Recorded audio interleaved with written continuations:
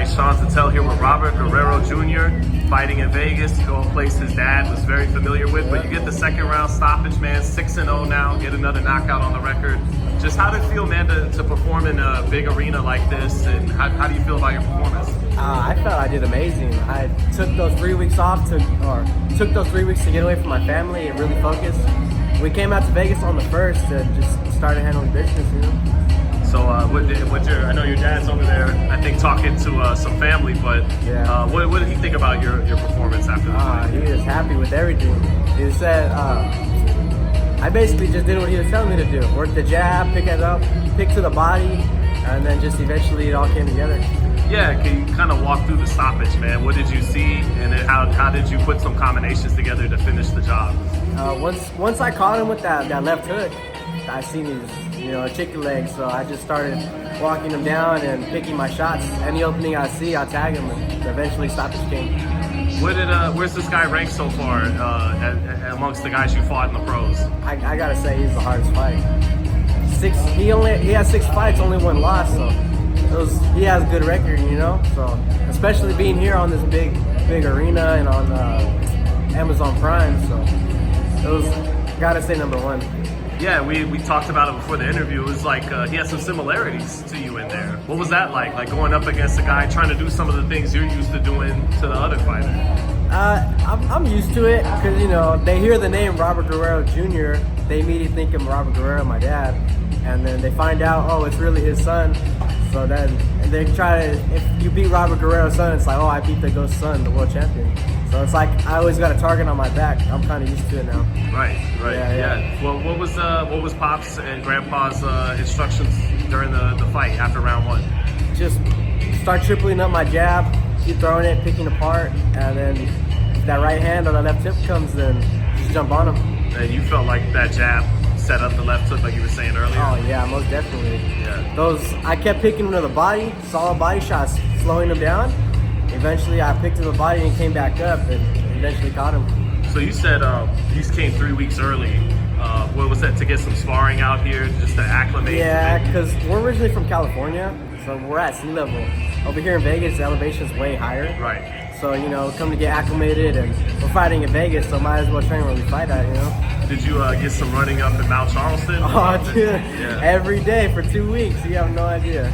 Over there at that 8,000 elevation, it's a lot. Especially right now, it's snowing hard up there. So that's right. We had a cold week the last couple weeks. Sure windy did, too, so we had to really layer up some clothes and everything, but it was all worth it. First round, I felt good. I didn't feel tired at all, and then second round, once I caught him, I just picked it up from there. Yeah, a lot of champions, prepared for title fights on that mountain. So that's awesome, man.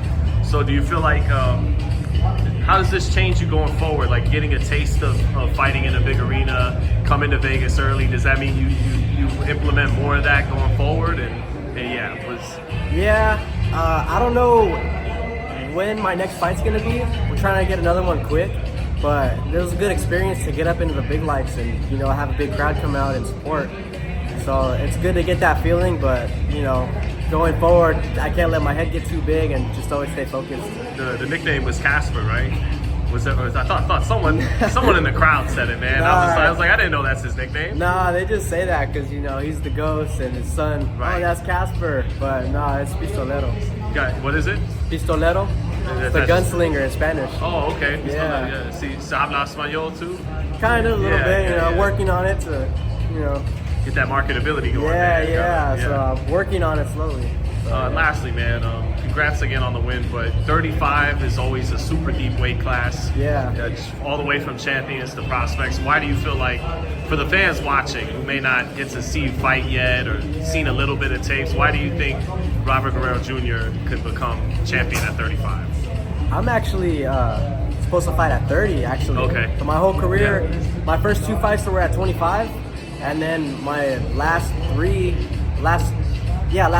they were at 30. And then this time, the opponent, they just got us to 35, so we got at 35. Next one, I'm gonna move back down to 30, and then try to build up from 30, win a world title there maybe, and then go up to 35, just build up slowly. Gotcha.